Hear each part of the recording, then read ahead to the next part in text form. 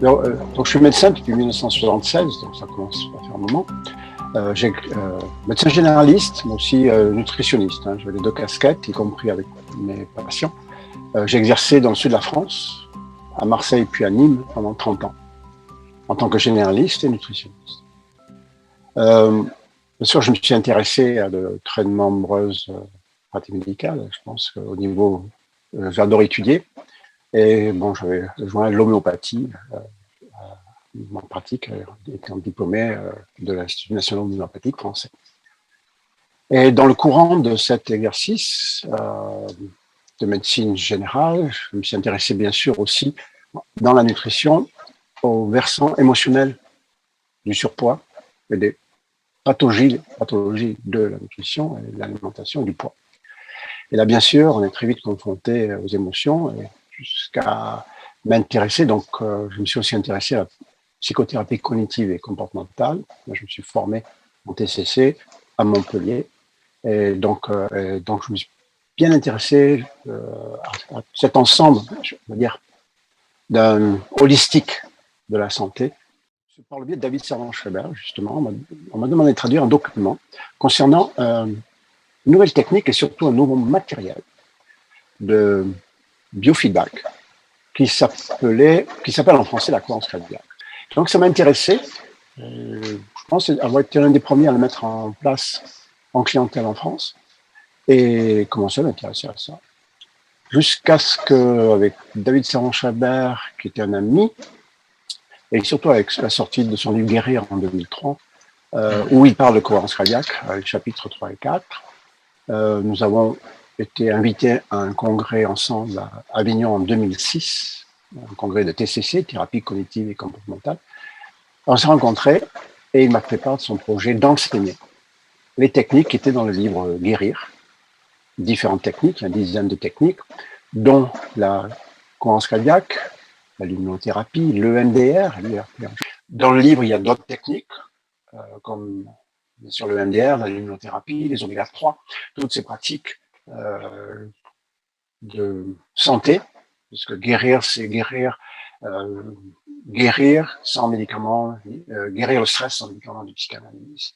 Et donc, ce sont des thérapies non médicamenteuses de guérir du stress et de la dépression.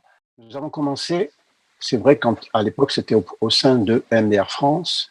Donc, nous avons commencé, le MDR n'est enseigné qu'à des psychologues et psychothérapeutes, même avec une pratique de plus de 2 ans pour les psychothérapeutes.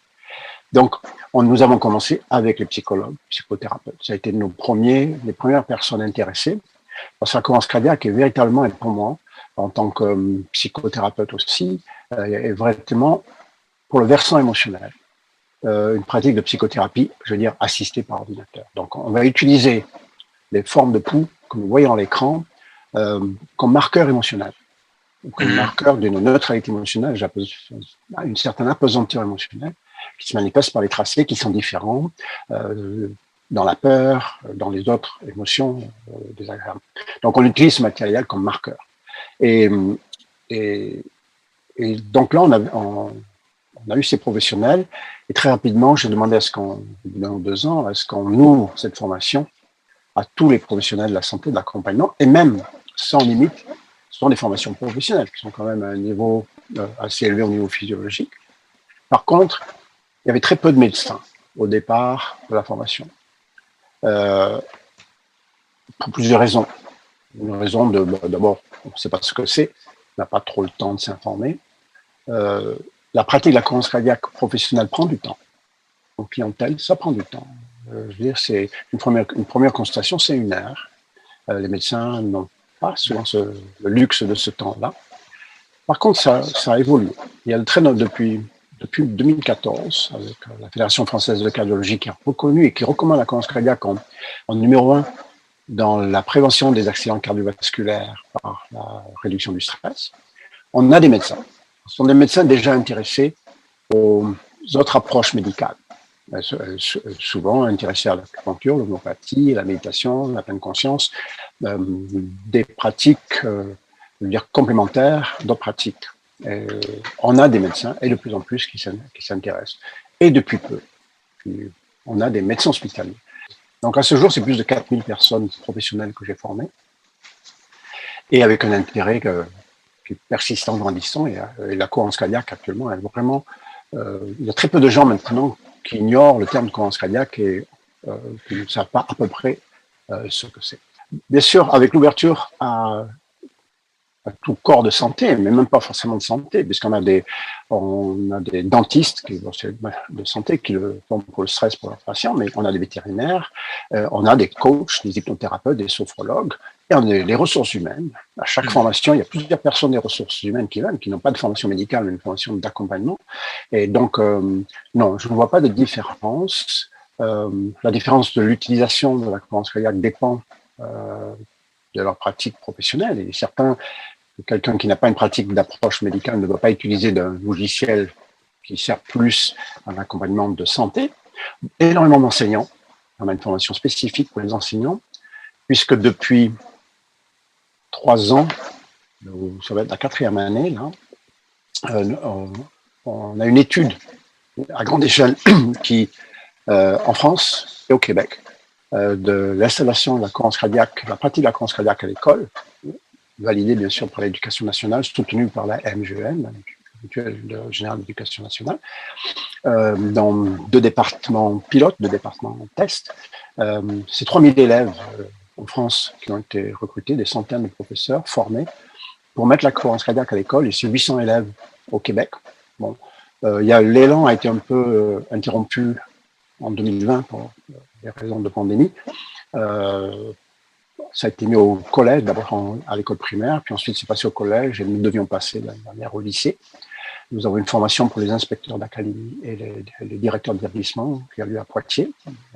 Donc, l'éducation nationale et l'éducation privée, actuellement, on a de plus en plus d'enseignants qui se forment à la cohérence cardiaque. De mon point de vue, c'est la seule pratique personnelle non médicamenteuse qui agit directement sur la racine et l'origine du stress. C'est un déséquilibre du système nerveux autonome en faveur du versant sympathique, la fuite et le combat, au détriment du côté parasympathique, repos, restauration, relaxation. Et donc, on agit directement à ce niveau-là. Il n'y a pas grand-chose en dehors des médicaments, des anxiolytiques ou autres, qui ne font que écraser un système sans renforcer l'opposé. Et encore, en ce moment, je suis contre les médicaments, j'en ai prescrit, j'en prescris encore. Donc, c'est une approche plutôt de anti côté puissant et pas renforcer le côté le plus faible de notre équilibre. Pour plusieurs raisons. Le stress, c'est bien documenté. L'effet sur le cortisol. L'effet sur ça, c'est très bien documenté depuis longtemps. C'est beaucoup moins documenté sur d'autres pathologies parce qu'il faut dire que la cohérence cardiaque a beaucoup d'avantages. Tout le monde peut la pratiquer, 0 contre-indication. C'est très simple. On peut mettre en place une pratique immédiatement. Même les professionnels, c'est 3 jours de formation. Donc, c'est quand même c'est pratiquement la pratique idéale d'un point de vue accès à la fois pour le professionnel et pour le patient. Par contre, c'est totalement gratuit et on a du mal, beaucoup de difficultés à intéresser des chercheurs à faire des études dans ce domaine-là. On n'a pas de sponsors. Malheureusement, on a besoin de sponsors pour les études.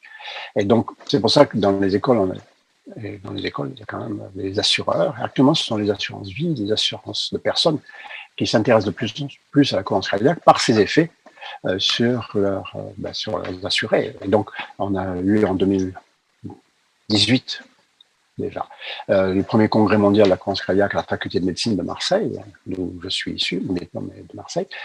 C'est des sponsors numéro 1, c'était des compagnies d'assurance vie.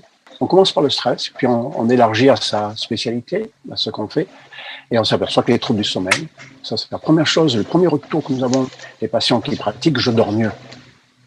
Encore une fois, je ne dis pas que la cohérence cardiaque est un traitement des troubles du sommeil, je dis que les gens qui ont des troubles du sommeil, qui pratiquent la cohérence cardiaque, s'en trouvent améliorés.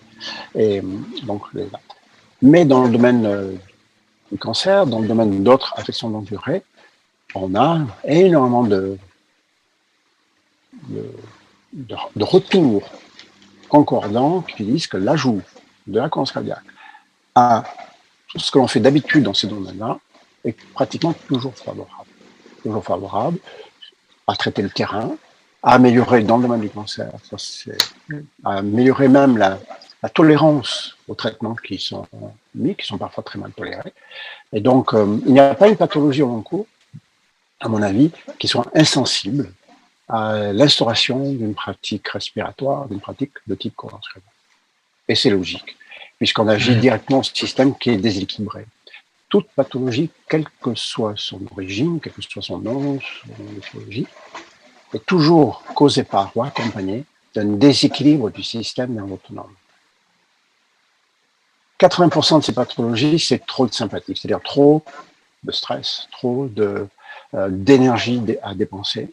Et 20%, c'est trop de parasympathique, trop d'inflammation, trop de maladies auto-immunes. Tout c'est l'adaptation du corps qui est exagérée par hypersensibilité ou hyperréactivité.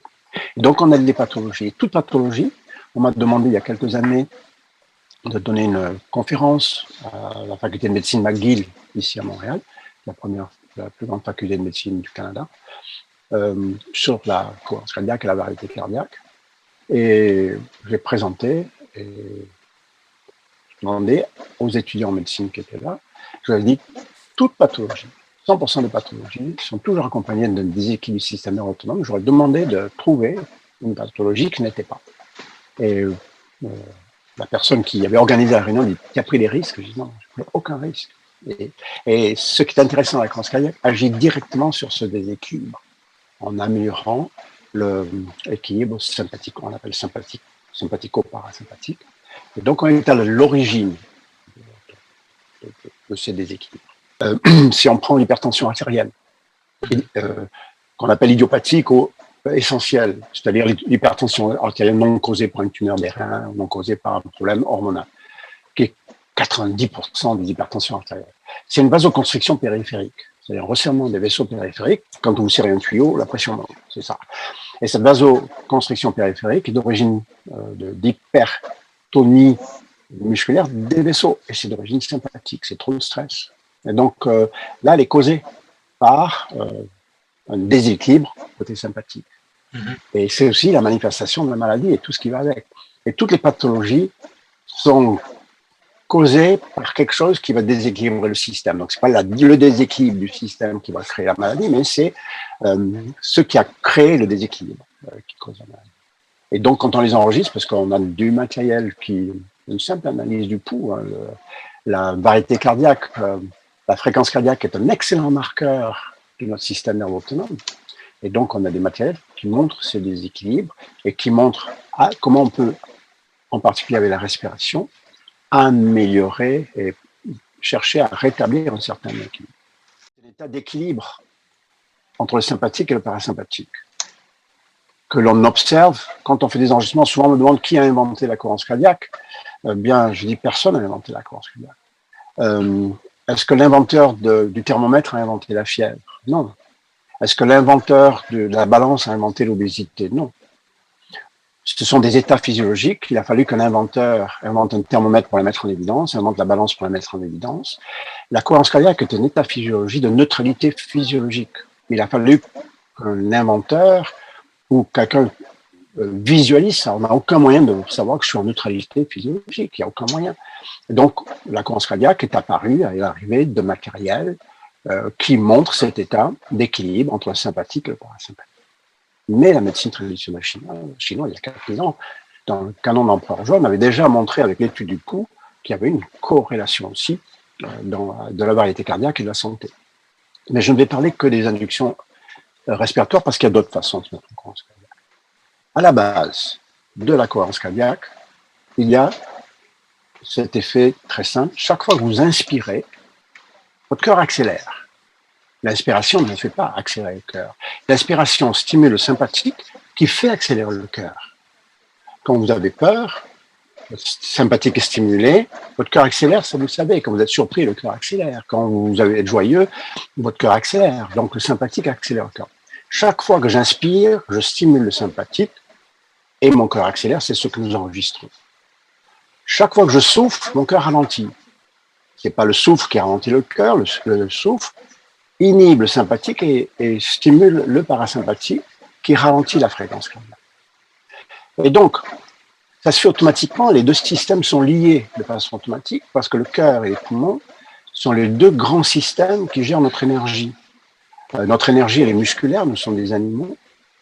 Nous nous adaptons par le mouvement, par l'éloignement du danger. Nous nous éloignons du danger par la fuite ou le combat. Ce sont deux façons de s'éloigner du danger ou d'éloigner le danger.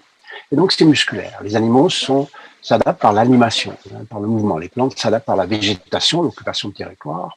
Les animaux s'adaptent par le mouvement. Donc, notre adaptation est énergétique musculaire. Et tout est mis en œuvre pour fournir de l'énergie aux muscles. L'énergie des muscles, c'est l'oxygène. Je simplifie au maximum, bien entendu. C'est simple, sans être simpliste, mais c'est tout à fait ça. Nous nous adaptons par le mouvement. Donc, notre système sympathique va mobiliser de l'énergie pour une action musculaire. C'est pour ça que la pression artérielle monte. C'est pour ça que les vaisseaux se compriment pour augmenter, pour pouvoir courir plus vite, plus longtemps.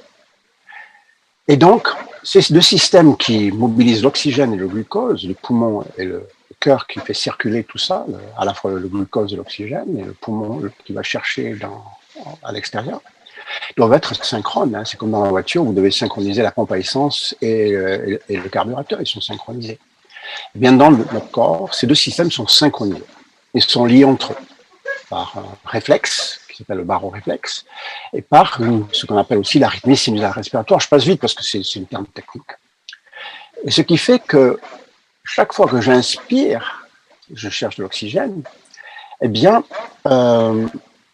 il faut qu'aussi que mon cœur accompagne et fasse circuler cet oxygène. Donc, chaque fois que j'inspire, mon cœur accélère, chaque fois que je souffle, mon cœur ralentit. Et ça, c'est la base de la cohérence cardiaque. Si, à l'état normal, le cœur et les poumons font partie du système nerveux autonome, c'est indépendant de la volonté. Vous ne pouvez pas, par la volonté, accélérer votre fréquence cardiaque. Je ne peux pas décider d'accélérer la fréquence cardiaque. Mais la respiration a une petite part de volonté. On peut moduler la respiration, la bloquer, inspirer plus vite, plus lentement, s'arrêter, etc. Et donc, la respiration est la voie d'entrée, l'une des seules voies d'entrée pour moduler le système nerveux. Et c'est cette arythmie sinusale respiratoire, le yoga, toute pratique qui utilise la méditation, qui la respiration utilise cette arythmie sinusale respiratoire. Quand j'inspire, je stimule le sympathique. Quand je souffle, je stimule le parasympathique. Et si je prends le contrôle, et si en particulier j'égalise mon temps inspiratoire et j'égalise mon temps expiratoire, je fais une balance, une oscillation entre les deux, j'égalise les deux. C'est ce qui se passe en cohérence cardiaque. Et c'est ce qu'on voit à l'écran. Tu as parlé de résonance cardiaque. Si en plus de cette égalisation des temps inspiratoires et expiratoires, on adopte une certaine fréquence qui est commune à l'espèce humaine, en Hertz, c'est 0,10 Hertz, mais c'est plus simple de dire 6 fois par minute, on augmente au maximum, on pousse au maximum cette oscillation. C'est une respiration plutôt lente, en dehors de la respiration habituelle qui dure de 12 à 15 par minute, c'est une respiration plutôt lente, mais c'est celle qui donne les meilleurs résultats, pour des raisons purement physiques. Tout oscillateur a une fréquence de résonance qui dépend en fait de ses caractéristiques. Le corps humain, de l'adulte en particulier, a une fréquence de résonance par rapport à la fréquence cardiaque et la fréquence respiratoire qui est de 6 par minute. Donc, il y a la cohérence cardiaque, il suffit d'égaliser le temps inspiratoire et le temps expiratoire. Quasiment, si vous mettez 10 secondes d'inspiration, 10 secondes d'expiration, vous égalisez les temps inspiratoire et expiratoire, vous avez une courbe de cohérence cardiaque, mais elle n'est pas optimale. Si en plus, vous ajoutez cette fréquence de résonance avec 5 secondes d'inspiration et 5 secondes d'expiration, ce qui fait un cycle de 10 secondes, donc il y en a bien 6 fois 10 secondes par minute, on a une augmentation de la stimulation alternée, sympathique et parasympathique, et c'est celle qui donne les meilleurs résultats. C'est pour ça qu'il y a la cohérence cardiaque, c'est égaliser les temps inspiratoires et expiratoires pour égaliser les stimulations alternées sympathiques et parasympathiques. On ne peut pas les stimuler en même temps, ce sont des antagonistes. C'est comme vous ne pouvez pas appuyer sur l'accélérateur et le frein en même temps, c'est l'un ou l'autre. Et si en plus vous adoptez cette fréquence de 6 par minute, c'est ça qui s'appelle la résonance cardiaque, on augmente les résultats. Il y a beaucoup de travaux de Butieko en particulier, un médecin russe, qui montrent parce que lorsque la régulation se fait par le gaz carbonique. Hein. Et donc, et même, on a plutôt tendance à penser qu'il faut aussi limiter l'oxygène, la quantité d'oxygène inhalé, parce qu'elle va stimuler du gaz carbonique qui va empêcher la pénétration cellulaire d'oxygène. Donc c'est extrêmement intéressant, c'est assez complexe. La physiologie au niveau cellulaire est extrêmement intéressant parce que ça s'autorégule et parfois la pratique régulière voulant augmenter l'oxygène est contre-productive. Une pratique, je veux dire, optimisation de la santé, prévention des pathologies, le 3-6-5, 3 fois par jour, 6 respirations par minute pendant 5 minutes, suffit. Et pour moi, au départ, c'est un simple moyen mnémotechnique. Hein. Et d'ailleurs, la Fédération française de cardiologie ne recommande pas la cohérence cardiaque. Elle recommande le 3-6-5. Donc moi, ça a été un petit bonheur personnel de voir que c'est celle qui est recommandée par la Fédération française de cardiologie. Mais la cohérence cardiaque, comme beaucoup de choses, on a tendance à oublier de le faire. On n'a aucun marqueur interne qui me dit « je suis en cohérence cardiaque ». On n'avait pas de marqueur de neutralité. Les messages d'alerte sur une voiture ou sur n'importe quel appareil, c'est que quand ça ne va pas qu'ils s'allument. Quand c'est neutre, normal, il n'y a rien qui s'allume. Alors, est-ce que les voyants marchent? Est-ce qu'ils ne marchent pas? Vous n'avez aucun marqueur interne physiologique qui vous dit que vous êtes en cohérence cardiaque en neutre. Donc, c'est quand même bien de le savoir. Alors, allez acheter un logiciel à titre personnel, bien sûr, vous pouvez le faire, mais c'est quand même bien d'avoir l'œil d'un coach, un grand mot pour ça, qui va vous enregistrer et qui va, si votre but c'est d'avoir une cohérence cardiaque la plus efficace et optimale possible, et là, je pense à des pathologies comme l'hypertension, comme le stress, autant que la pratique soit la plus efficace possible, mais là, c'est quand même intéressant d'être accompagné, parce qu'on peut améliorer sa pratique.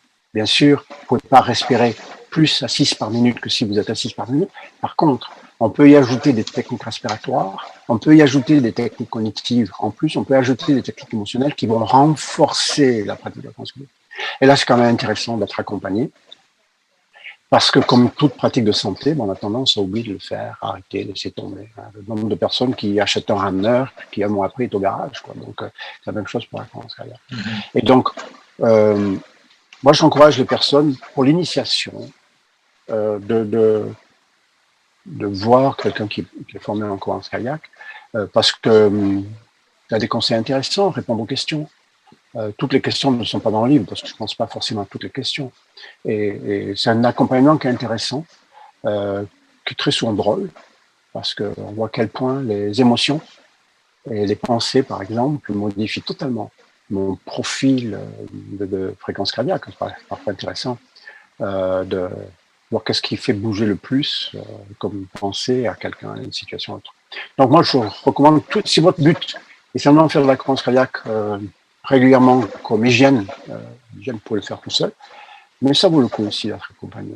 Mais ce n'est pas un accompagnement à la vie, c'est un accompagnement de mise en place d'une pratique, c'est 3, 4, 5 sessions, de valider que ça marche, de montrer qu'on améliore en pratiquant, et surtout qu'on peut, avec les logiciels d'accompagnement, montrer un marqueur, je veux dire, avoir un chiffre de référence de l'amélioration. Il faut savoir que l'amplitude de la variété cardiaque est un marqueur de santé qu'on peut mesurer, qu'on peut voir sur nos logiciels, c'est-à-dire la qualité qu'a le cœur d'accélérer et de ralentir est le marqueur de la zone de fonctionnement du système nerveux autonome. Et l'amplitude est corrélée à l'espérance de vie, toute cause de mortalité confondue. Donc, tout ce qui augmente l'amplitude de la variété cardiaque, c'est pratiquement toute pratique de santé. Et c'est quand même bien de montrer que ça augmente parce que j'ai introduit le sport, parce que j'ai introduit une nourriture intelligente, parce que j'ai introduit telle pratique, et ou la cohérence cardiaque. C'est quand même bien de le montrer, et de montrer qu'on a un impact. Et donc, pour la continuation, pour l'accompagnement, je trouve qu'être accompagné, c'est quand même bien plus intéressant.